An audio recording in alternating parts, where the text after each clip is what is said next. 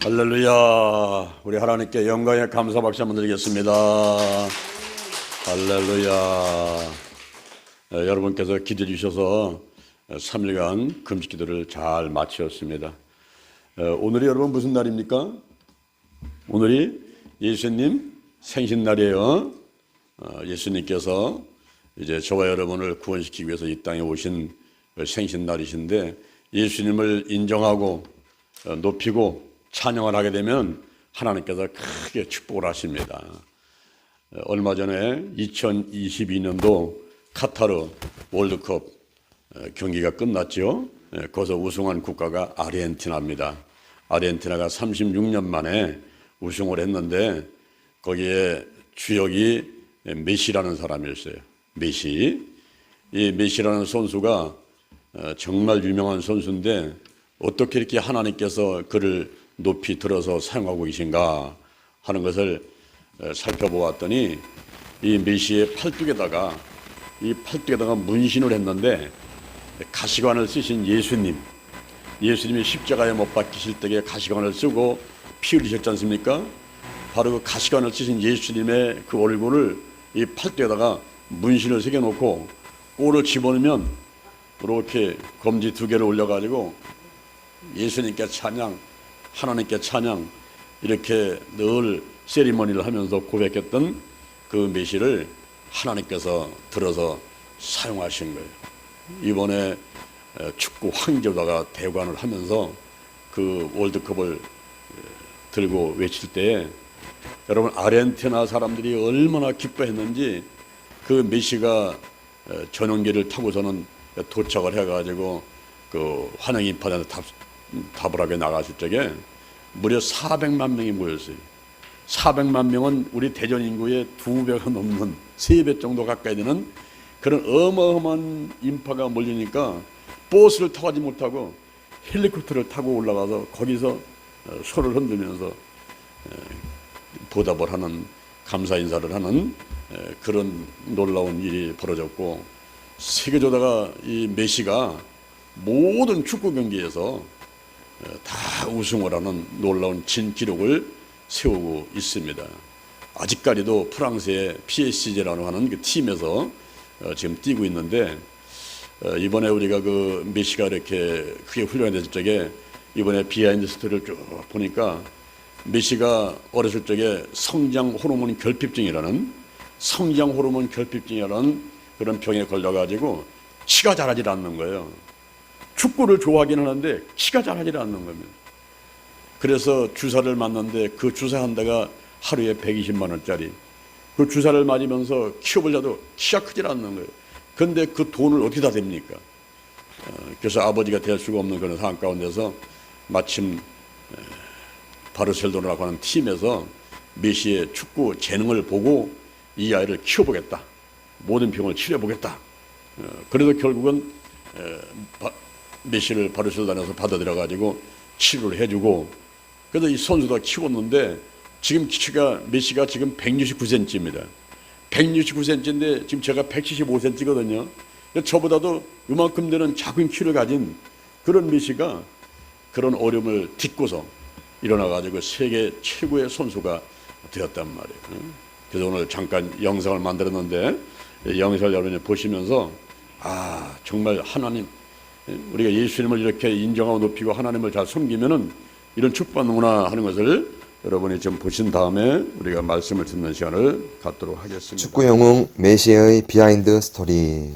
철강 노동자였던 아버지와 파트타임 청소부였던 어머니 사이에서 태어난 소녀는 동네 축구 코치였던 아버지 덕분에 어릴 때부터 축구를 접했고, 겨우 5살 때 축구 경기에서 골을 넣었을 정도로 엄청난 축구 재능을 가지고 있었습니다. 그러나 소년의 훌륭한 재능에도 불구하고 커다란 장애물이 있었습니다. 다른 아이들에 비해 키와 몸집이 작아 늘 놀림을 받았던 소년은 9살 때 병원을 찾았고 성장 호르몬 결핍증이라는 진단을 받았습니다. 키가 자라지 않는 희귀병으로 의사는 150cm 이상으로는 자라지 않을 것이라고 말했습니다. 치료 방법은 단 하나, 매일 성장 호르몬 주사를 맞는 것이었습니다. 그러나 성장 호르몬 주사는 한 달에 $1,000, 한화 약 120만 원이나 되는 비싼 것이었고 그건 소년의 아버지 월급의 무려 절반에 해당되는 돈이었습니다. 축구선수의 꿈을 포기할 수 없었던 메시는 진단을 받은 그날부터 매일 성장 호르몬 주사를 맞았습니다. 매일 밤 아픔을 참으며 자신의 허벅지에 스스로 주사 바늘을 꽂았고 자신이 주사기와의 싸움에서 이길 것이라고 굳게 믿었습니다. 소년의 주사약 값의 일부를 지원해주던 아버지 회사에서 더 이상 지원해주지 않게 되었을 때도 포기하지 않았습니다. 그가 어리다는 이유로 투자해주는 팀이 없었지만 결국 세계적인 축구팀 FC 바르셀로나로부터 초대를 받아 테스트를 거쳐 입단하게 되었습니다. 그가 경기하는 모습을 본 순간 FC 바르셀로나 구단 관계자들은 당장 영입하겠다고 결정했고 그는 FC 바르셀로나에 입단한 이후 세계 축구계의 새로운 역사를 썼습니다. 그는 누구일까요? 그는 세계적인 축구 영웅이자 아르헨티나 축구 국가대표팀의 주장인 리오넬 안드레스 메시 쿠치티니 메시입니다. 축구 역사상 2022 카타르 월드컵 우승, 월드컵 골든볼, 대륙컵 우승, 대륙컵 MVP, 올림픽 금메달, UCL 우승, 피파 올해의 선수, 발롱도르, 5대 리그 우승, 5대 리그 MVP를 전부 이룬 유일한 축구 선수입니다. 세계적인 스타인 그에게도 축구 국가대표 선수 시절 힘든 시간이 있었습니다. 국가대표팀으로 나가면 아르헨티나는 월드컵에서 항상 형편없는 성적을 거두었습니다. 2016년 메시는 죄책감과 많은 사람들의 비난 때문에 자포자기 상태에 빠져 대표팀 은퇴를 선언하였습니다. 이때 아르헨티나의 작은 시골 마을 초등학교 여교사가 메시에게 편지를 보냈고 이 편지는 삽시간에 아르헨티나와 전 세계로 퍼져나갔습니다. 결국 메시는 6주 만에 대표팀 복귀를 선언하였습니다. 그 편지의 내용이 무엇이기에 메시에게 다시 일어날 수 있는 힘을 주었을까요? 리오넬 메시에게 당신은 아마 이 편지를 읽지 않을지도 모르지만 저는 오늘 축구팬이 아닌 한 사람의 교사로서 당신에게 편지를 전합니다. 저는 비록 교사이지만 아무리 노력해도 저를 향한 아이들의 존경심은 아이들이 당신을 좋아하는 마음에는 미치지 못합니다. 그만큼 아이들은 당신을 사랑하고 있습니다. 그런데 아이들이 지금 영웅이 포기하는 모습을 보게 됐습니다. 당신을 지치게 만든 일부 아르헨티나인들의 어두운 면을 저도 잘 압니다. 그러나 대표팀 은퇴는 당신을 욕하고 깎아내리는 이들에게 굴복하는 것이나 다름없습니다. 그들처럼 승리에만 가치를 두고 패배를 통해 성장하는 것을 무시하는 어리석음에 넘어가지 않았으면 합니다.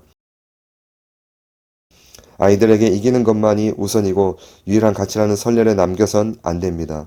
아르헨티나의 어린아이들의 인생의 목적은 다른 누군가를 행복하게 해야 한다만 한다는 생각을 하게 해서는 안 됩니다. 당신이 어린 시절부터 어떤 어려움을 이겨내며 오늘의 메시가 되었는지 잘 압니다. 성장 호르몬 결핍이라는 희귀병을 앓은 당신이 어린 나이에 고통스러운 주사를 맞으며 얼마나 힘들게 살았는지 우리 모두가 알고 있습니다. 지금 당신이 은퇴하면 이 나라 아이들은 당신에게 배웠던 노력의 가치를 더 이상 배우지 못할 것입니다.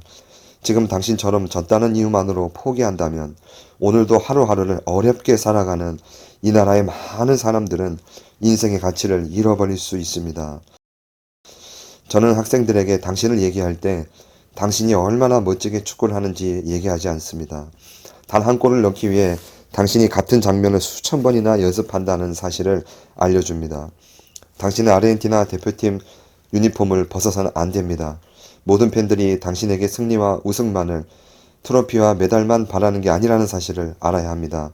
제발 우리 아이들에게 2위는 패배라고 경기에서 지는 것이 영광을 잃게 되는 일이라는 선례를 남기지 말아주세요.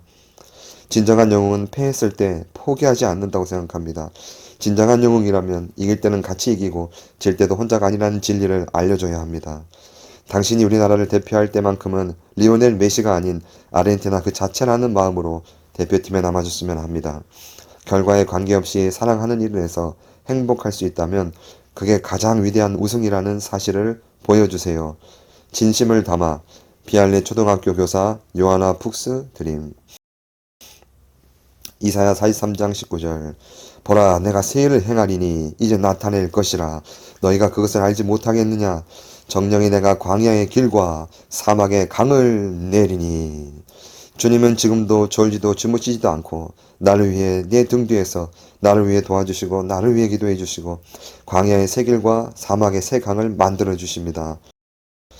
메시는 이번 2022 카타르 월드컵 대회에서도 어김없이 가시관을 쓴 예수 문신이 새겨진 팔을 들고 검지를 치켜 세웠습니다. 팔을 들고 검지를 올리는 세리머니는 기도를 상징하기도 합니다. 힘든 장애와 사람들의 비난, 낙심하고 포기하려던 어려움들을 잘 이겨내고 그에게는 마지막 월드컵인 이번 2022 카타르 월드컵에서 나이를 초월하여 메시다운 훌륭한 경기력을 보여준 진정한 축구 영웅에게 박수를 보냅니다. 시편 37편 23절에서 24절 여호와께서 사람의 걸음을 정하시고 그 길을 기뻐하시나니 저는 넘어지나 아주 엎드러지지 아니함은 여호와께서 손으로 붙드심이로다. 우리에게는 언제든 나의 손을 붙들어 주시는 주님이 계십니다. 우리 모두 아무리 어렵고 힘든 일을 당하더라도 포기하지 마시고 새 일을 행하실 주님만을 바라보며 일어나 걸어라 고 말씀하시는 주님을 붙잡길 기도합니다. 찬양합니다. 예수님 성령님을 찬양합니다. 오늘 성탄절에 우리 예수님 찬양합니다. 하나님 감사합니다. 독생자 예수 그리스도를 이 땅에 보내셔서 우리의 죄와 저죄값을 다 짊어지시고 씻어내게 하시고 주의 이름을 부르는 사람들 구원받아 천국 백성 삼게 하심을 감사합니다. 여호와 하나님을 찬양합니다. 예수님 성령님 찬양합니다. 영광 받으시옵소서. 오늘 시간 이 자리에 모인 분들 다 축복하시고 유튜브로 예배드리는 양에서도 하나님이 함께하여 주시옵소서. 말씀을 은혜받고 기도할 때 응답되게 도와주시고 오늘 이 성탄절 감사 예배를 위해서 준비한 모든 손길들을 축복하여 주시옵소서. 감사합니다. 예수님의 이름으로 기도드립니다. 아멘. 자, 우리 옆 사람과 인사하실 때 메리 크리스마스 인사하겠습니다. 메리 크리스마스 할렐루야. 예, 감사합니다. 오늘 이 시간에 누가복음 2장 10절에 있는 말씀을 바탕으로 해서 큰 기쁨의 좋은 소식, 큰 기쁨의 좋은 소식 이와 같은 제목으로 하나님의 말씀을 드리도록 하겠습니다. 예수님께서 탄생을 하시고 또 저와 여러분의 예수님을 영접하게 되면 하나님의 자녀가 되고 또 예수님의 부혈로 우리의 모든 죄를 다 씻어내고 천국 백성 되어서 이 땅에서 마음의 천국 그리고 환경의 천국이 이루면서 행복하게 살다가 이 생명이 다하게 되면은 저 영원한 천국에 가서 영원히 기쁘고 즐겁게 살게 되는 것입니다. 오늘 성탄절을 맞이해서 몇 가지 말씀을 드리면서 함께 은혜를 나누고자 합니다. 첫 번째, 성육신입니다. 성육신, 영어로는 인카네이션. 하나님이 인간이 되어 이 땅에 오셨다 하는 것입니다. 기독교와 다른 종교가 다른 것은 신이 인간을 찾아왔느냐, 인간이 신을 찾아가는 것이냐, 이런 차이가 있습니다. 이 땅에 있는 불교라든가 이슬람교라든가 모든 종교들은 인간이 신을 찾아갑니다. 그런데 기독교만은 신이 인간을 찾아오셨어요. 이것이 성육신인데 인카네이션인 것입니다. 그러면 이렇게 하나님이 인간의 몸을 입고 이 땅에 오셨는데 바로 예수님이 인간의 몸을 입고 이 땅에 오시기 전에 성육신하기 이전에 그리스도는 무슨 일을 했었을까 하는 것입니다. 요한복음 1장 1절에 태초에 말씀이 계시니라. 이 말씀이 하나님과 함께 계셨으니 이 말씀은 곧 하나님이시니라. 창세기 1장 1절에 보니까 태초에 천지를 창조하셨다 그랬어요.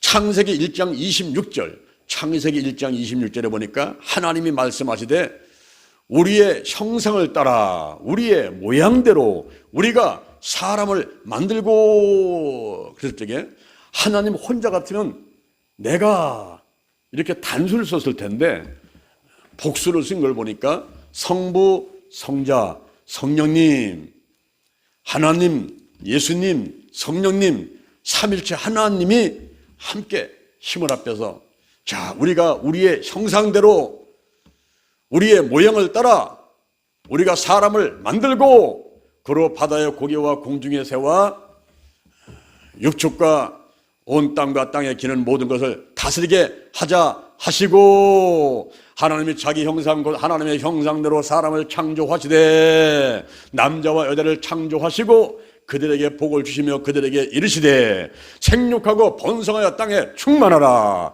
땅을 정복하라, 바다의 고기와 공중의 새와 땅에 움직이는 모든 생물을 다스리라. 할렐루야. 바로 예수님께서는 성육신에서 이 땅에 오시기 전에 하나님과 함께 계시면서 천지를 창조하시고 인간을 창조하시게 되었던 것입니다. 그러면 성육신의 목적은 뭘까요? 왜 하나님이 인간의 몸을 입고 이 땅에 오셨습니까? 성육신의 목적은 무엇입니까? 그것은 바로 하나님의 약속을 이행하기 위해서 그렇게 하신 것입니다. 하나님의 약속은 무엇입니까?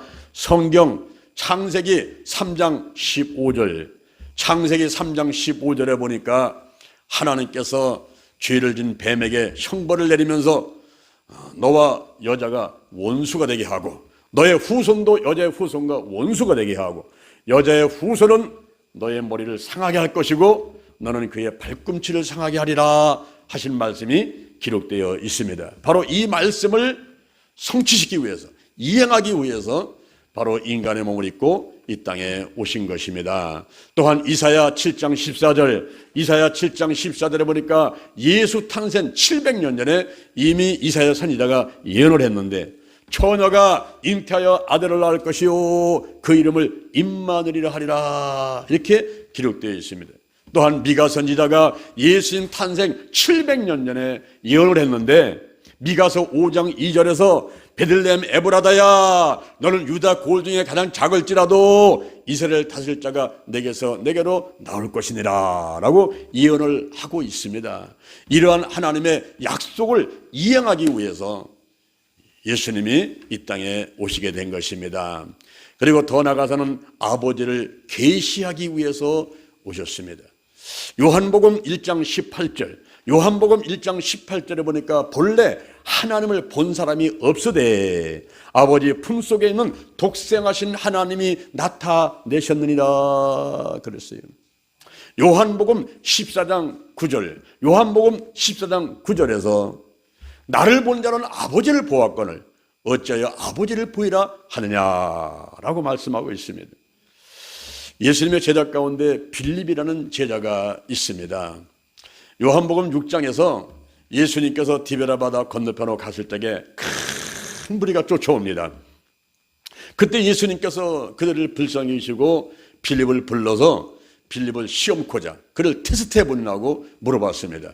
이 많은 사람들에게 어디 가서 떡을 사다가 먹어서 배부르게 할 수 있겠느냐.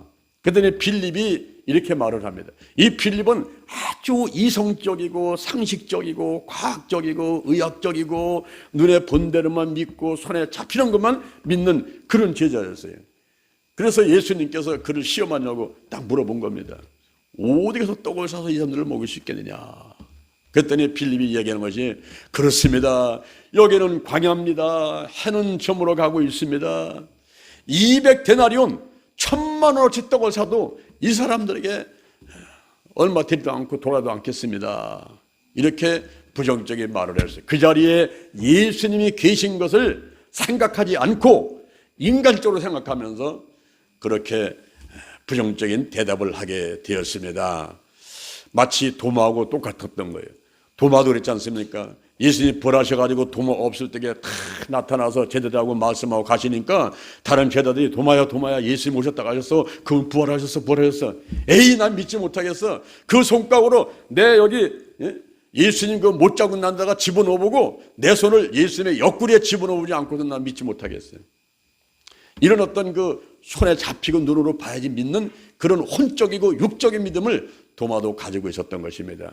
그리고 8일 만에 예수께서 다시 오셨어요. 다시 오셔가지고 도마야 이리 오너라. 내 손가락을 내 손에 집어넣어봐 한번. 자, 내 손을 내 옆구리에 한번 집어넣어봐. 그리고 믿는 자가 되거라. 아이고 주님이십니다. 엎드리시니까 너는 나를 본 거로 믿느냐. 보지 못하고 믿는 자들이 복되도다 이랬거든요. 도마나 빌립이나 도끼인 객긴이에요. 빌립이나 도마나 똑같아요. 그냥 눈에 본 것만 믿고 그리고 손에 잡히는 것만 믿고. 여러분 이런 이성과 상식과 과학과 의학으로 증거된 것만 믿는 이런 믿음은요, 그것은 영적인 믿음이라고 할 수가 없는 것입니다. 그런데 빌립이 예수님한테 와가지고 아버지를 좀 보여주세요. 아버지를 보여주세요. 하나님이 어디 있습니까? 하나님 아버지를 우리에게 보여주세요. 그러면 족하겠나이다. 그때 예수님께서 나를 본 자는 아버지를 보아였거늘 어찌하여 아버지를 보이라고 하느냐. 하나님 아버지를 계시하기 위해서 예수님께서 오신 것입니다.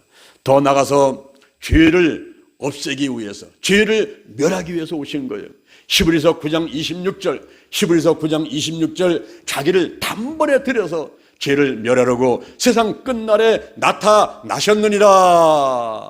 더 나아가서는 마귀의 일을 멸하라고 오신 것입니다.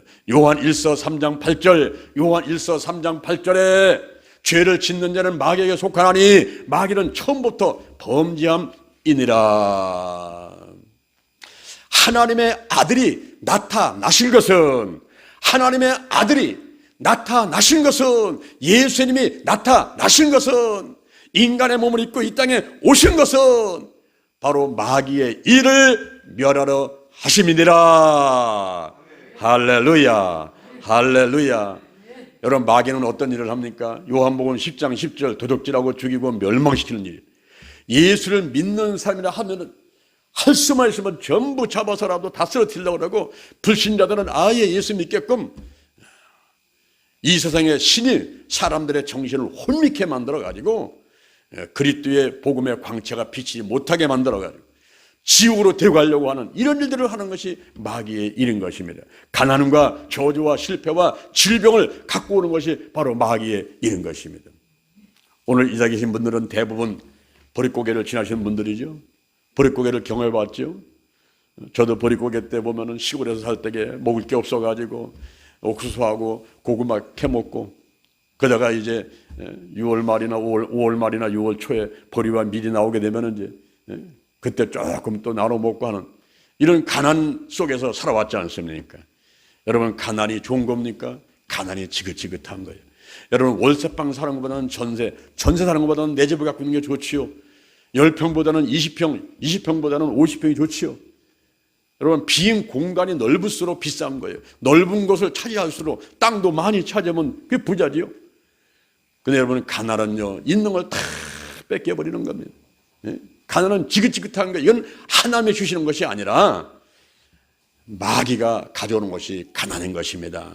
여러분 축복이 좋아요, 저주가 좋아요? 축복은 하나님이 주시는 거지만 저주는요 마귀가 갖고 오는 거예요. 우리가 예수를 믿게 되면 영혼이 잘된 같이 범사가 잘되고 강건하게 되고 마음의 천국이로 행복하게 살고 환경의 천국이로 행복하게 살고, 여러분 그게 하나님의 뜻인 것입니다.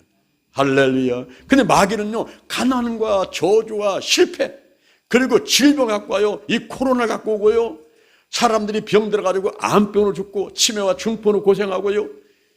그러다가 지옥으로 가게 만드는 것이 마귀의 일인 것입니다. 이 마귀의 일을 멸하기 위해서 예수님이 오신 거예요. 제가 서울에 교회에 있을 적에, 여덟 목회 있을 적에 한 교회에서 사역을 하는데 이제 남성 구역들 모임에 제가 가게 됐습니다. 근데 그때 장로님이 간증을 하는 거예요. 그때 제가 그 간증을 듣고 참 감동이 졌습니다. 이 장로님 등허리에 이만한 주먹만한 혹이 여기 와서 나 있었다는 거예요. 그래서 예배를 드릴 때는 이 의자에 똑바로 못 앉고 의자 구석에 거다가 요 혹 갖다 대고서는 이렇게 앉아서 예배를 드리고 했다는 거죠. 근데 어느 날 예배를 끝나고 나가는데 뒤에 쫓아오는 장로님이 이 등허리에 혹이 이만한 게 북씩 튀어나와 있으니까 그 손으로 딱 때리면서 장로님 이건 뭡니까? 그러면서 딱 때리는데 이 혹이 맞아가지고 통증이 오기 때문에 아프기도 하지만, 아니 내가 장로인데 이런 혹을 짊어지고 다니다니, 예수님의 이름으로 예수 보혈로 얼마든지 내가 치유받을 수 있는 그런 믿음을 가진 장로에만 될 텐데 아직까지 이게 혹을 갖다가 등에다가 갖고 다니다니 야 이거 창피한 노릇이네. 그런 생각 때문에 부끄러워가지고 그때부터 막 기가 죽어서 신앙생활하는데 힘이 나질 않더라는 거예요. 근데 이제 제가 그때 전사 때인데 남성구역 신방을 갔는데 거기서 모여가지고 예배를 드릴 때인데 말씀을 전하고 한 사람 한 사람 모여다 놓고 안수기도를 하는데 그 장로님한테 가서 안수기도를 할 때 막 1m는 뛰던 때가 있었어요. 그때 그 장로님이 간증하면서 그런 얘기를 하는 거예요. 전사님께서 제 머리에 손을 딱 얹었는데 자기 몸에 뛰는데 1m는 뛰더라는 거예요. 팍 뛰더라는 거예요. 그러면서 온몸이 막 후끈후끈 하면서 땀이 막 나는데 그런 체험을 자기가 했는데 그리고 나서 집에 갔는데 등허리에 있던 혹이 떨어져 나갔다는 것입니다. 할렐루야 할렐루야. 그 길로 치료받았다는 거예요. 혹이. 할렐루야. 화끈하게 한 박수 한번 쳐보세요. 우리 하나님께, 우리 예수님께. 우리 예수님 하는 걸 인정하셔야 돼요. 이건 예수님이 하신 거예요. 예수님의 이름으로 예수님의 보혈로 온갖 더러운 질병이 드러나고 떠나가게 되는 것입니다. 할렐루야. 뭐 이런 간증은 막 수십 가지 수백 가지예요. 예수 그대는 어제나 오늘이나 영원토록 동일하시며 지금도 예수를 믿고 믿음 갖고 기도할 때 놀라운 기적들이 일어나는 것을 믿으시기를 바랍니다. 할렐루야. 성육신, 바로 하나님이 인간의 몸을 입고 오셨는데 이 땅에 오신 예수님께 바로 하나님의 약속을 이행하기 위해서, 아버지를 계시하기 위해서, 죄를 멸하기 위해서, 그리고 마귀의 일들을 전부 멸하기 위해서 예수님이 오신 것입니다. 두 번째, 예수님 탄생 신비 세 가지에 대해서 알아보도록 하겠습니다. 예수님 탄생은 참 신비스러운 일입니다. 보통 우리가 어린아이들이 엄마 아빠가 살아가는 가운데서 이제 뱃속에 있다가 태어나지 않습니까? 이렇게 아빠가 있고 엄마가 있단 말이에요. 그런데 예수님 탄생은 아빠 없는 아이가 태어났어요. 성령으로 잉태됐습니다. 마태복음 1장 8절 이하를 보니까 요셉과 마리아가 정혼을 했어요. 오늘날로 말하면 약혼을 했다 이 말입니다. 약혼을 했으면 법적으로 부부가 된 것과 마찬가지인데 이들이 잠자리를 한 번도 한 적이 없어요. 동거를 하지 않았는데 갑자기 아내들 마리아의 몸속에 아기가 생겨버린 거예요. 그때 만약에 이 요셉이 신랑 될 사람이 신고를 해버리면, 고소를 해버리면 이 마리아는 돌에 맞아 죽게 되는 것입니다. 이 마리아가 잉태된 것은 성령으로 잉태된 거예요. 성령으로 잉태됐다 하는 것은 인격체이신 성령께서 신적인 능력을 능동적으로 발휘해서 인간 마리아의 태에 태아가 있게 만들었다 하는 것입니다. 마태복음 1장 19절 이하에서 이 요셉은 의로운 사람이라 사람들한테 돌에 맞아 죽게 하면 안 되지 않습니까? 가만히 끊어버리려고, 이제 결혼을 이제 파혼해버리려고 생각을 하고 있는데 밤에 잠을 자는데 꿈에 하나님의 사자가 나타났어요. 다윗의 자손 요셉아, 마리아 데려오는 것을 무서워하지 마라. 그에게 잉태된다는 성령으로 된 것이니 곧 아들을 낳을 것인데 이름을 예수라. 자기 백성을 저희 죄에서 구원할 자이심이니라. 바로 예수님께서 성령으로 잉태되었다고 말씀하고 있는 것입니다. 참 이게 신비스러운 일이죠. 아버지 없이 남자하고 잠자리를 하지 않았는데 처녀의 몸속에 잉태가 됐고 아기가 지금 자라고 있단 말입니다. 참 신비한 일이에요. 어느 생물학자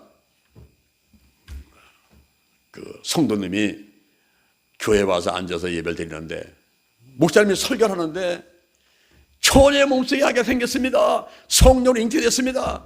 이런 설교를 막 하니까 이분이 믿어지지 않는 거예요. 일반 사람도 믿어지지 않는데 참 생물학자란 말이에요.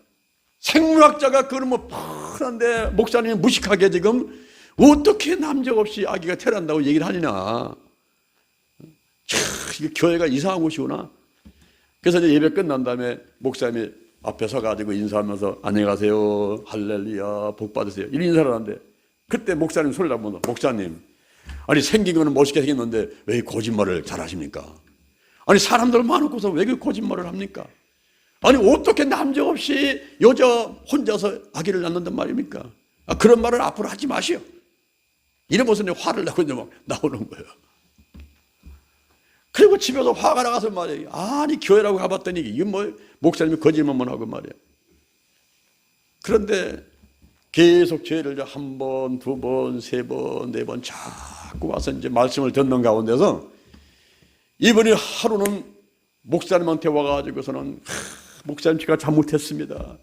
제가 교회 와서 보니까 이제 믿음이 들어가니까 이제 깨달아지는데 목사님께서 말씀하신 처녀가 잉태하여 아들을 낳았다. 성령으로 잉태됐다. 이것이 제가 참 믿어지지가 않았는데 제가 곰곰이 생각을 해봤습니다. 곰곰이 생각해보면서 연구를 해봤더니 그 사실이 맞다는 거예요. 그게 있을 수가 있다는 거예요. 그래서 아니 지난번에는 거짓말 나보고 한다고 얘기를 하고 못 믿겠다고 화를 내고 했더니 어떻게 믿어지겠습니까? 그리고 이제 목사님이 물어보니까 이 생물학자가 하는 얘기가 목사님 양서류가 있는데 양서류 중에서 개구리가 있는데 이 개구리가 알을 낳으면은 그 알이 이제 올챙이 된단 말이에요. 근데 그 알을 조그만 자극을 주면 바로 이거 올챙이가 되는데 와 성령 잉태됐다는 것은 바로 하나님의 그 놀라운 능력으로 탁 자극을 줬을 적에 왜 사람이 잉태되지 않을 수가 있겠느냐. 제가 그런 생각을 하면서 믿게 됐다고 하는 거예요. 이 개구리 알도 조그만 자극 주면 올챙이 되는데 하나님의 그 놀라운 능력으로 전지전능하신 그 하나님께서 하나님의 영이신 성령으로 자극을 줬는데 어찌 처녀의 몸속에 아기가 생기지 않을 수가 있겠습니까? 저는 그걸 믿습니다. 할렐루야. 오늘 여러분 어떻습니까? 오늘 성탄절 감사 예배에 장유한 목사가 지금 성경을 들어 얘기할 때에 어떤 사람은 100% 아멘 믿어보면서 그냥 기뻐가지고 받아들이는 사람이 있는가 하면은 어떤 사람은 아이고 장유한 목사님 영화배우가 참 미남으로 잘생긴 분이야 거짓말만 하고 말이야. 사람들 많고서 이 추운 날씨에 뭐 하는 거야? 이러면서 이제 의심이 드는 그런 데 있을 수가 있단 말입니다. 근데 오늘 여러분 이 생물학자 그 성도님이 깨달았듯이 전지전능하신 하나님께서 이제 하나님의 영이신 성령을 통해서 성령으로 잉태돼서 바로 처녀의 몸속에 예수 그리스도가 잉태되시고 태어나신 것을 믿으시는 여러분 되기를 주님의 이름으로 축원합니다. 할렐루야. 다 믿으시면 하나님께 영광에 감사의 박수 한번 해보세요. 믿습니까? 할렐루야. 야, 우리 대전 힐링교회 성도님들 대단하시고 우리 유튜브로 이번에도 하나님이 크게 축복을 하십니다. 할렐루야. 여러분 성령으로 잉태됐단 말이에요. 이게 예수 탄생의 신비스러운 일 첫 번째입니다. 그다음에는 여자에게서 나게 하시고 그래서 아담과 하와가 원죄를 짓자 이제 아담과 하와가 원죄를 짓자 남자의 피를 받고 태어난 사람들은 전부 다 죄인으로 태어나가지고 지옥 가게 되는 운명을 갖게 되는 거예요. 죄인이 죄인을 구원할 수가 없습니다. 소경이 소경을 인도할 수 없습니다. 이번에 윤석열 대통령하고 김건희 여사가 그 소경 안내견 하나 이제 그 임무가 끝난 것을 이번에 입양을 했더라고요. 그 리트리버라는 강아지가 6년 동안을 소경을 안내를 하다가 그 임무를 끝냈어. 이제 6년만 하면 그만하는 거예요. 그래서 이제 제대를 하자 그 안내견을 입양을 했는데 대통령 후보 시절에 그 학교 가가지고 만약에 안내견이 임무를 끝내는 게 있으면 내가 입양을 하겠다라고 약속한 게 있어가지고 이번에 이제 그 약속을 지켜서 입양을 해가지고 지금 고양이 5마리, 개 5마리 또 이번에 리트리버까지 11마리의 동물을 키우는 윤석열 대통령이 되었습니다. 여러분 소경도요 소경이 인도를 못해요. 소경이 소경을 인도하다가요 똑같이 죽는 거예요. 똑같이 구렁텅이에 빠져버리는 거예요. 그래서 소경을 안내견 그 강아지가 안내를 하지 않습니까? 인도하지 않습니까? 여러분 소경이 소경을 인도하지 못하는 거예요. 죄인이 죄인을 구원할 수가 없는 거예요. 그래서 예수님이 만약에 요셉과 마리아가 하루 종일 잠을 자다가 아기 생기가 태어났으면요 예수님도 죄인입니다. 죄인이 어떻게 죄인을 구원합니까? 그래서 예수님은 여자의 후손으로 오게 됐는데 남자의 피를 받지 아니하고 성령으로 잉태돼서 여자에게서 태어나시게 되는 것입니다. 흠없는 분, 죄 없는 분은 오셔야 저와 여러분의 이 죄인들을 구원할 수가 있지, 본인도 죄인인데 누구를 구한단 말입니까?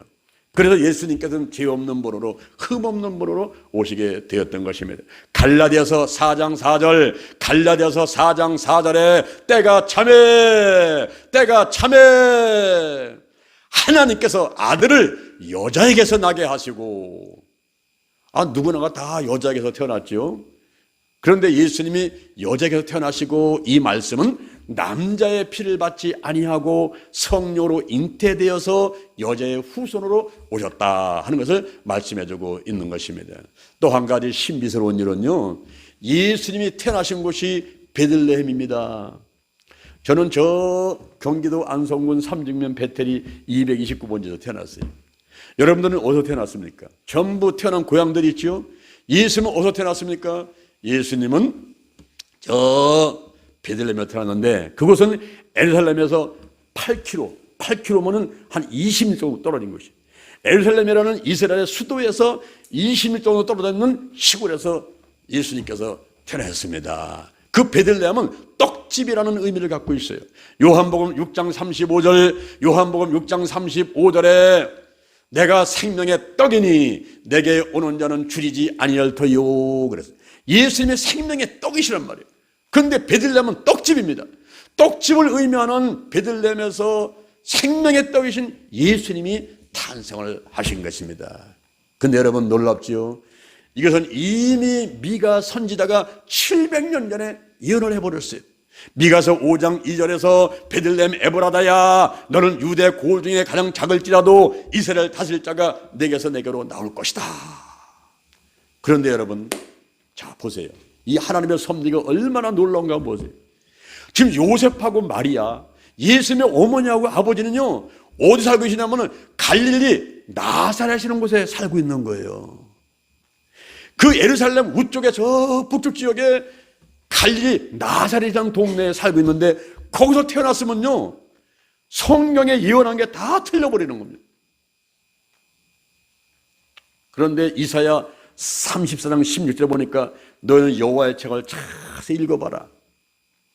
하나도 빠진 것이 없고 하나도 짝이 없는 것이 없으리니 이는 여호와의 입이 명예졌고 하나님의 심의를 모아두 다 짝이 있는 거예요. 예언이 있으면 예언이 이루어진 것들이 말씀이 다 있는데 이 성경이요 잘못될 수가 있는 그 상황이 왔잖아요. 왜냐하면 요셉과 마리아는 갈릴리 나사렛에 살고 있는데 베들레헴까지 가서 아기를 낳을 일이 뭐 있습니까?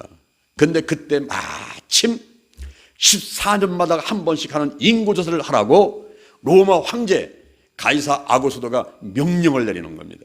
그 당시에 유대는 로마의 속국이었기 때문에 우리 일제 36년 시민생활을 한 것 같이 이렇게 시민생활을 하고 있는 그런 나라였기 때문에 로마 황제가 명령하라면 들어야 됐단 말이에요.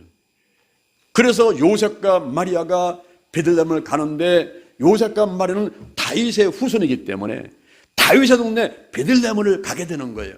거기 가서 호적하러 갔다가 사람들이 인산이로 모여가지고 방에서 살 수가 없어가지고 마구간에서 자다가 아기가 태어나게 되고 마을 구유에다가 아기를 눕히게 되는 그런 일이 있게 된 것입니다.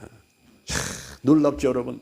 14년마다 한 번씩 명령을 내리는 것이 어떻게 예수님 태어나실 딱 그때 명령이 내려가지고 베들레헴 가가지고 아기가 태어나는 말이에요.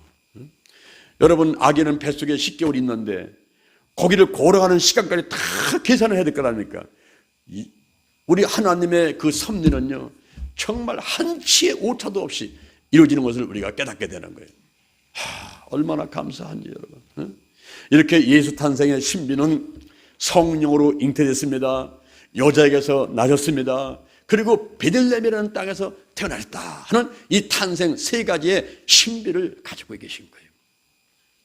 세 번째, 예수님의 탄생을 기뻐한 사람들이 있습니다. 오늘날 우리도 기뻐서 이렇게 와가지고 예배를 드리면서 지금 이렇게 케이크도 자르고 예수님 생신 막 축하할 텐데 우리도 기뻐하지만은 이 성경에 보니까 먼저 예수 탄생을 기뻐하신 사람들이 있었어요. 누구냐 하면은 자기 양떼를 지키던 목자들. 자기 양떼를 지키던 목자들. 누가복음 2장 10절. 누가복음 2장 10절 오늘 본문에 보니까 자기 양떼를 지키는 목자들이 밤에 양떼를 지키고 있는데 갑자기 천사가 나타난 거예요. 천사 나타나가지고 무서워 말라. 보라, 내가 온 백성에게 미칠 큰 기쁨의 소식을 너에게 전하노라. 오늘날 다윗의 동네에 구주가 나셨으니 곧 그리스도 주심이라. 이런 말씀을 천사가 전해주는 거예요. 그리고 누가복음 2장 14절, 누가복음 2장 14절에 보니까 허다한 천군과 천사가 찬송을 하는데, 오늘 우리 이인교 전사님이 찬송할 때 여러분 천사 찬양 같죠? 목소리가 꾀꼬리 소리가 없고 금식하고 하니까 더 은혜가 되는 것 같아요. 3일간 금식기도 한 다음에 하니까 찬양이 더 은혜로운 것 같아요. 천군과 천사 나타나가지고 찬송하는데 지극히 높은 곳에는 하나님께 영광이요 땅에서는 기뻐하심을 입은 사람들 중에 평화로다. 이런 찬송을 막 불러대는 겁니다. 여러분, 이것이 새벽송의 기원입니다. 누가복음 2장 14절은 새벽송의 기원이에요. 마틴 루터가 16세기에 종교개혁할 때 그때 이제 이게 없어졌다가 19세기에 다시 시작이 되는데 영국 기호부터 시작됐습니다. 그건 바로 이제 어린아이들이 중심으로 해가지고 새벽에 각 집을 다니면서 기쁘다 구주 오셨네 이렇게 캐롤송을 하게 되면 그 집에서는 과자라든가 음식 마련했다가 주지요. 그냥 그거 모아가지고 크리스마스 날 성탄 때는 아이들한테 이제 집에서 다 나눠줬어요, 선물을. 근데 이것이 이제 전례가 돼가지고 우리나라에서도 새벽송을 많이 돌았는데 저도 1970년 초에 예수 믿을 때는 새벽송을 막 돌았죠. 얼음판에만 미끄러지고 막 넘어지고 하면서도 새벽에 각 집마다 찾아가가지고 기쁘다 구주 오셨네 막 부르면은 그 집에서 사람이 나와가지고 커피도 타주고 막 과자도 주고 이랬지 않습니까? 그거 모아갖고 와서 크리스마스 때 다 선물 나눠드리고. 근데 요즘에 새벽송들을 잘 부르지 않아요. 다 기차 따라서 없었는데 이거는 너무너무 좋은 거거든요. 바로 천사들이 지금 그렇게 막 찬송을 부르는 거예요. 허다한 천군과 천사 나타나가지고 부르는데 지극히 높은 곳에는 하나님께 영광이요 땅에서는 기뻐하심을 입은 사람들 중에 평화로다. 이렇게 새벽에 불렀습니다. 그러면서 동방박사들, 이 동방박사들이 마태복음 2장 1절, 마태복음 2장 1절 이하에서 동방박사들이 이제 예루살렘에 딱 왔는데 헤롯 왕이 그 다스릴 때인데 예루살렘에 딱 와가지고 유대인의 왕으로 나시니가 어디 있느냐? 우리가 저 동방에서 별을 보고 왔습니다. 저 이라크 지역, 이란 지역에서 그 별을 보고 좀 베들레헴을 찾아왔다는 거예요. 그러면서 예루살렘에 딱 도착을 했는데 그때 예루살렘이 막 완전히 벌집을 쑤셔놓은 것 같이 소동이 일어났어요. 왜냐하면 지금 헤롯 왕이 있는데 무슨 왕자쌤이 태어났다라니까 이게 놀래가지고 벌집 쑤셔놓은 것 같아요. 특히 헤롯 왕은 놀래버렸어요. 아니 내가 왕인데 누가 왕이 또 됐으면 태어났어? 그래가지고 놀래가지고 서기관들과 그리고 대제장들을 불러가지고 도대체 왕으로 나신 사람이 어디냐 어디 예, 성경에 보니까요 베들레헴이라도 있어요. 베들레헴. 미가서 5장 2절에 베들레헴이라도 있는데요. 그래서 동방에서 부릅니다. 자 이러시오. 자 별에 나타난 때는 언제입니까? 이 베들레헴까지 가셔가지고 이제 그 아기를 보고 난다면은 경배하고 나한테 꼭 알려주시오. 어디 있는지 나한테 알려주시오. 나도 가서 경배하겠습니다. 사실은 경배하려는 것이 아니라 찾아가지고 잡아서 죽이려는 거죠. 자기가 왕인데 또 왕 될 사람 태어났다니까 찾아서 잡아 죽이려고 이제 그러는 거예요.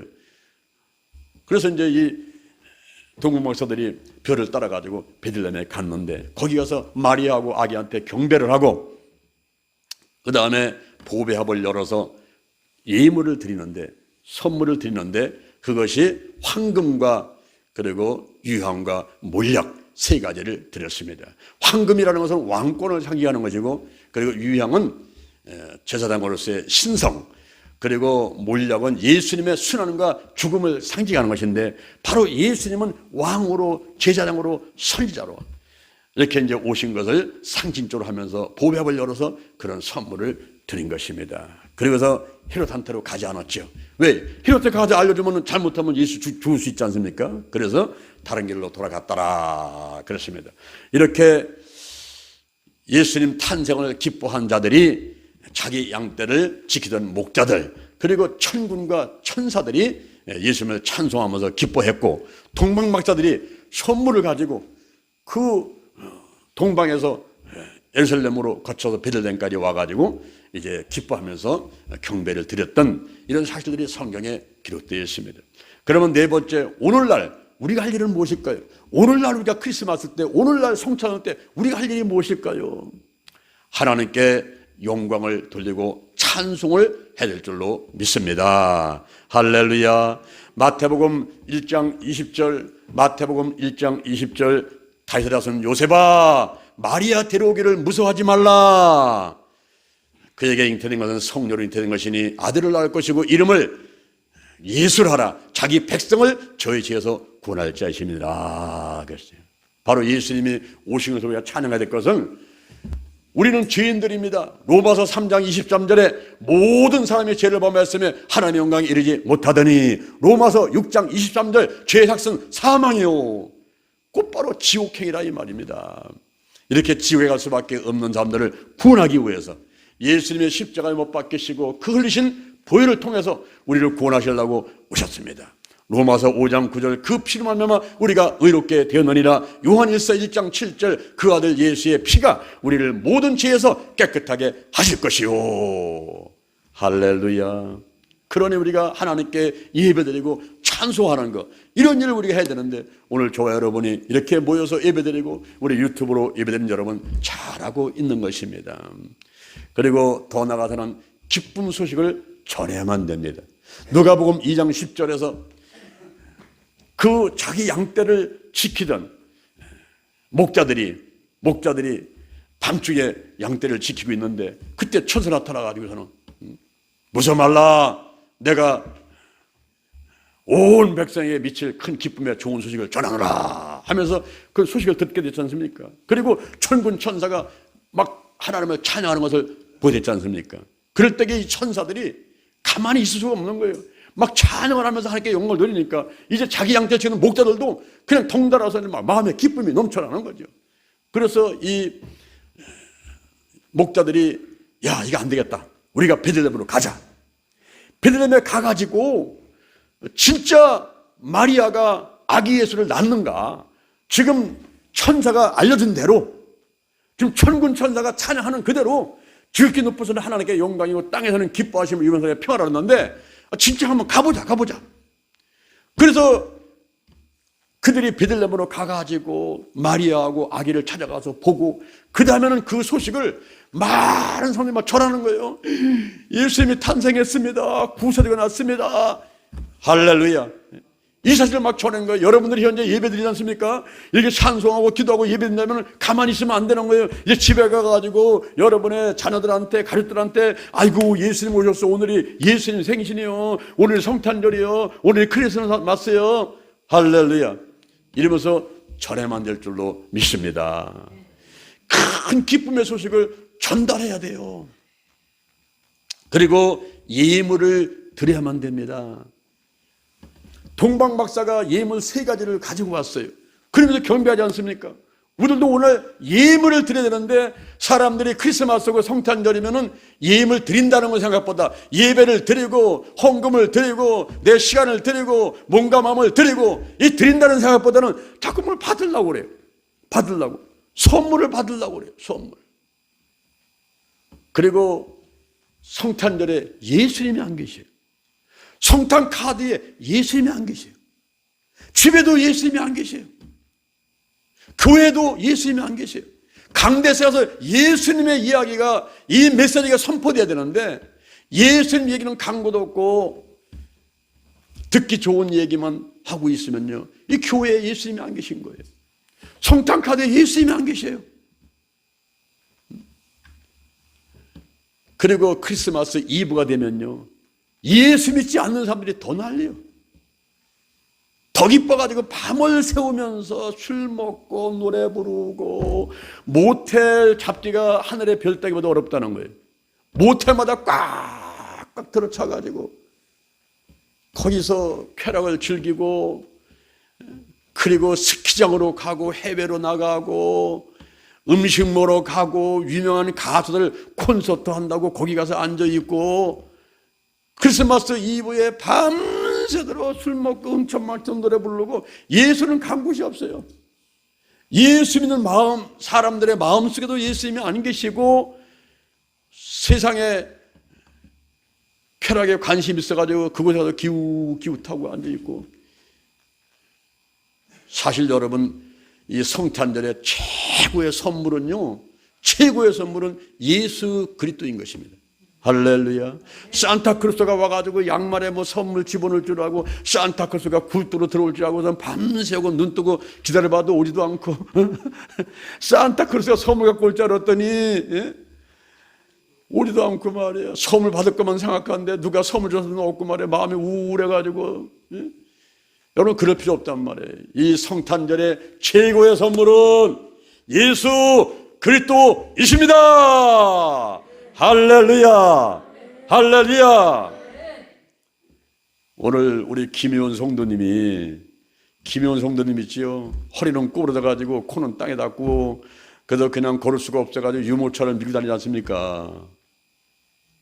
그런데 김혜원 성도님이 아침 일찍이 와서 문을 열려고 하는데 문이 또 잘 안 열리니까 그냥 덕덕덕덕덕 하는데 그분의 귤을 한 박스를 가지고 헌금 봉투에다가 돈 2만 원을 집어넣어 가지고 오늘 성탄절에 예수님께 드린다고 이 예물을 가지고 오셨는데 여러분 정말 눈물이 나서 맞이할 수가 없지 않습니까? 그래서 예배 드리고 하시라고 그랬더니 여기 올라올 수가 없다는 거예요. 내가 업고 올라가겠습니다. 제가 업고 올라가서 예배 드리고 하시라고 그랬더니 아유 아니라고 난 그냥 간다고.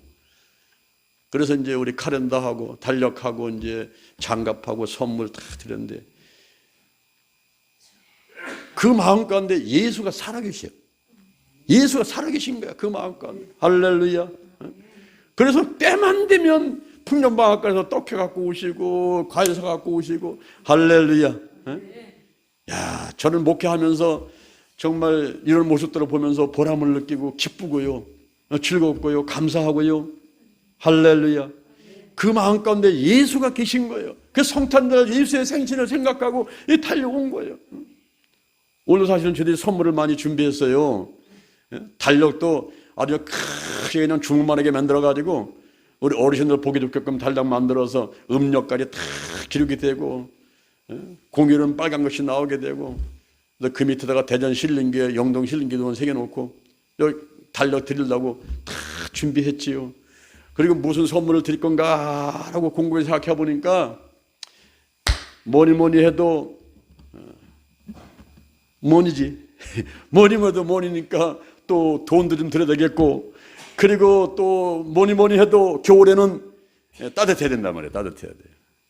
그래서 여기저기 알아봐 가지고 따뜻한 장갑을 준비해서 이제 하나씩 또 드리고 또 뭐로써요? 또 뭐 떡도 넣고 뭐 이게 뭐 음료수도 넣고 그냥 뭐 하여튼 너무 무거워가지고서 지금 이제 혼자는 못 들고 갈 만큼 이제 이렇게 잔뜩 이제 지금 해놨어요. 그리고 달력도 여러분 한 개 뭐 두 개 막 더 가져가시라고 갔다가 이제 아들도 주고 막 직장 사업자도 막 걸어놓고 이렇게 할 수 있도록 이렇게 하시고 충분하게 했으니까 그렇게 이제 하시고 또 오늘도 또 이렇게 또 꽃도 또 하시고 꽃도 하시고 또 귤도 사오시고 또 선물도 이렇게 하셨는데 여러분 여기 보세요. 이 꽃 이게 무슨 꽃입니까? 이거 포인세티라는 이 꽃인데 이게 크리스마스 꽃이라는 거예요. 성탄절 꽃입니다. 이게 예수님 꽃이란 말이에요. 예수님 꽃인데 여기 얽힌 일화가 있지 않습니까? 멕시코에 한 소녀가 살고 있는데 호르몬이를 모시고 사는 겁니다. 근데 그 호르몬이가 몹쓸 병에 걸려가지고 곧바로 돌아가시게 생겼어요. 그때 유명한 그 의사를 찾아가서 우리 어머니를 어떻게 살릴 수 있습니까? 하고서는 의논을 했더니 약초를 하나 캐갖고 오면은 이 어머니를 살릴 수 있다는 거예요. 그것이 하얀 꽃인데 그 꽃을 발견해가지고 가서 캐갖고 와라. 그래서 이 소녀가 어머니를 살리려고 산속에 들어가서 지금까지 눈이 많이 왔는데 산속을 헤매면서 그 꽃을 찾는 겁니다. 근데 마침 보니까 절벽에 이 하얀 꽃이 탁 피어있는 것을 발견된 겁니다. 그래서 절벽에 내려가서 그 꽃을 꺾으려고 내려가다가 그만 눈길에 미끄러져가지고서는 그 낭떠러지를 굴러서 빵 떨어져 기절해 있다가 결국 정신을 차렸는데 얼굴가 온손이 다 피투성이에요. 피를 흘려가지고. 아이고, 저 하얀 꽃을 꺾고 가야 우리 어머니 사는데, 어머니 사는데, 하나님, 저 하얀 꽃을 꺾게 해주세요 하고서 막 통곡하면서 기도를 하니까 천사가 딱 나타났어. 천사가 그 하얀 꽃을 꺾어가지고 앞에 딱 나타난 거예요. 할렐루야. 그래서 소녀한테 주는데 소녀가 그걸 받는 순간에 소녀한테 얼굴에 손에 넘어지면서 흘린 피가 이 꽃 속으로 확 빨려가면서 갑자기 빨간 꽃이 되어버렸어요. 할렐루야. 이게 바로 뭐냐면 예수님의 피를 상징하는 거예요.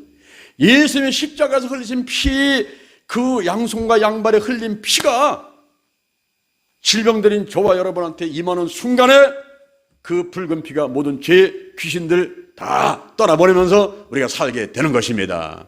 할렐루야. 그래서 이 꽃을 갖다가 그 유명한 의사 갖다 뒀더니 세상에 이것이 옷이났느냐, 이것만 가지면 어머니 살릴 수 있다. 그래가지고 잘 타려가지고서는 그걸 주워서 어머니한테 드렸더니 어머니가 모든 병이 떠나가고 건강해 되셔서 100살까지 사셨다는 이야기가 있습니다, 여러분. 할렐루야, 할렐루야. 본세티아 이것이 크리스마스 꽃이, 예수님 꽃, 성탄절 꽃, 이렇게 또 여러분이 꽃을 또 사오시고, 그러니 얼마나 감사합니까? 오늘날 우리가 할 일은 이 모여서 하나님께 영광 드리고 찬송하는 일이요, 그리고 이 기쁜 소식을 주변의 모든 사람들에게 전하는 일이요, 하나님께 예물을 드리며 감사합니다, 감사합니다. 할렐루야. 오늘 이와 같은 일들을 해서 여러분에게 하나님께서 은혜와 축복을 더 많이 내려주실 줄로 믿습니다. 우리 하나님께 영광의 감사 박수 한번 드리고, 감사합니다. 할렐루야. 자, 제가 기도하겠습니다. 여러분의 가슴에 손을 한번 얹어보세요. 저의 기도를 따라 하시기 바랍니다. 마음으로 믿고 입으로 신하면서 하나님의 자녀가 되고 천국 백성이 되는 것입니다. 하나님 아버지, 저는 죄인입니다. 어디에서 와서 무엇 때문에 살며 어디로 가는지 알지 못하고 방황하며 살아왔습니다. 오늘 목사님 말씀을 듣고 성탄절에 예수님을 내 구세주로 모셔드립니다. 지금부터 천국 갈 때까지 나와 함께하여 주옵소서. 예수님의 이름으로 기도드립니다. 자, 여러분의 머리에 손 한번 얹어보세요. 여호와 하나님을 찬양합니다. 예수님 성령님을 찬양합니다. 제 머리에 기름을 부으시고 하나님의 자녀 삼으시고 제 머리에 기름 부으시고 성령의 권능을 입혀 주옵소서. 인정합니다. 환영합니다. 모셔드립니다. 넘쳐 흐르소서. 내 안에 계신 성령이여 넘쳐 흐르소서. 내 가족에게, 이웃으로, 한국으로, 세계로 큰 기쁨의 소식이 전달되기를 원합니다. 생각나게 하시고 가르치시고 인도하시고 운행하여 주옵소서. 제게 복의 복을 더하여 주옵소서. 영적인 복, 건강의 복, 가정의 복, 일꾼의 복, 물질의 복을 내려 주옵시고 나의 지경을 넓혀 주옵시고 주의 손으로 나를 도와주셔서 환난을 벗어나 근심이 없게 하여 주옵소서. 영권, 인권, 물권, 영력, 지력, 체력, 도덕력, 정직, 성실, 근면, 충성, 온유, 겸손, 인내, 감사로 무장했습니다. 나사렛 예수 그때의 이름으로 면허니 마귀와 사단, 악한 영들, 죽음의 영, 우상의 영, 거짓의 영, 음란의 영, 미움과 욕심과 교만과 의심의 영, 가난, 저주, 실패, 질병의 영들이 다 드러나고 떠나갈지어다. 떠나갔다. 아멘, 아멘. 근심, 의심, 욕심, 염려가 끊어져라. 나쁜 습관들, 그리고 쓴뿌리, 가난, 영혼력, 환경, 모든 질병론 다 드러나고 떠나갈지어다. 떠나갔다. 떠나갔다. 아멘, 아멘. 오늘이 내 인생의 절반입니다. 오늘이 내 인생의 가장 젊은 날입니다. 오늘부터 시작하여 여호와 하나님께서 나와 함께 하시고 내가 유명하게 됩니다. 오늘부터 여호와께서 나와 함께 하셔서 한국과 세계에 쓰시며 나와 함께 하십니다. 만군의 여호와 하나님께 함께 하시니 내가 점점 강성하게 됩니다. 오늘이 현재고 오늘이 선물입니다. 오늘 예배드리고 오늘 의뢰받고 오늘 기도하고 오늘 치유받고 오늘 전도하고 오늘 생명 살리고 오늘 교회 부흥시키고 오늘 하나님의 뜻에 절대로 순종하자. 나부터 거룩하겠습니다. 거룩한 성도가 되자, 거룩한 교회가 되자, 거룩한 가정이 되자, 거룩한 나라가 되자. 좋은 일이 일어났습니다. 좋은 일이 일어났습니다. 기도 치유의 기적이 일어났습니다. 예수님의 이름으로 기도드립니다. 아멘. 할렐루야. 우리 하나님께 영광에 감아서 그래서 우리 같이 예수님 생일 축하합니다. 우리 같이 한번 찬양하겠습니다. 시작. 생신 축하합니다. 생신 축하합니다. 사랑하는 예수님 생신 축하합니다. 다시 한번 하겠습니다. 생신 축하합니다. 생신 축하합니다. 사랑하는 예수님 생신 축하합니다. 아멘. 자, 부세요. 호흡 부세요. 하나, 둘, 셋. 감사합니다. 십자 한번 드세요. 십자 그려서 한번 칼로 십자가 한번 그리세요. 십자가 어째 저쪽. 아멘. 십자가 한번 그리세요. 초 빼고 같이 손잡고 한번 해요. 하나. 십자가를 쫙 예수의 피 십자가 아멘. 자, 들어가시고 일어나시기 바랍니다. 그래서 이번 주 토요일 날은 우리가 송구영신 예배를 드립니다. 토요일 날 오셔서 아예 주무시고 이튿날 새벽기도 11기도 하시고 잠깐 집에 갔다 쉬셔서 한 11시에 오셔서 우리 이제 1월 1일이니까 1월 1일 날 첫 번째 예배를 드립니다. 그때 우리가 세 가지 행사를 하는데 우리가 먼저 온 가족이 나오셔서 저한테 안수기도 받는 거예요. 우리가 23년 동안 시시를 했는데 이렇게 연초에 이제 쭉 기도 제목 적어가지고 와서 안수기도 받으면은 제가 그저 가지고 1년 내내 기도합니다. 그래서 여러분 다 응답받게 이렇게 이제 하고요. 그다음에 우리가 작정헌금을 하는데 이 작정헌금은 마음에 이 결정한 대로 성령의 감동 준 대로 하는 겁니다.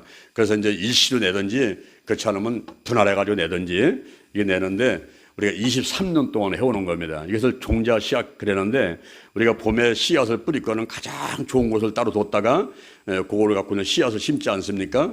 그래서 종자 씨앗 작정금을 하는데 이거 가지고 막 축복받고 있어요. 그다음에 말씀 뽑기. 여러분들이 이제 기도하는 가운데 말씀을 딱 뽑게 되면은 그 말씀을 주시는 게 있어요. 그걸 붙잡고도 1년 동안 기도하시게 되면은 반드시 또 하나님이 축복하시더라고요. 이런 행사를 다음 주 주일날 하니까 여러분 미리미리 기도하시면서 준비하시고 오시기 바랍니다. 자, 두 손 들어보세요. 한번. 두 손 들어. 예수의 보혈, 십자가 보혈을 내 머리부터 발끝까지 우리 가족에게, 가정에, 교회에, 영동 힐링 기도원에, 대한민국에 뿌리고 바르고 쏟아 붓습니다. 승리했습니다. 아멘, 아멘. 하나님 주신 은혜가 감사해서 정성대로 예물을 드렸습니다. 이 물질 하나님 영광에 귀하게 쓰여지게 하시고 여기에 봉투 적힌 기도 제목들은 다 응답된 줄로 믿습니다. 2022년도도 축복 주셨지만은 2023년도는 더욱더 큰 복이 임할 줄로 믿습니다. 믿음의 큰 그릇 만드시고 오늘 성탄절 감사 예배에 주신 말씀 꼭 기억하며 생각나게 하시고 실천해서 더욱더 하나님께 영광 드리고 그리고 축복받게 역사해 주옵소서. 예수님의 이름으로 기도드립니다.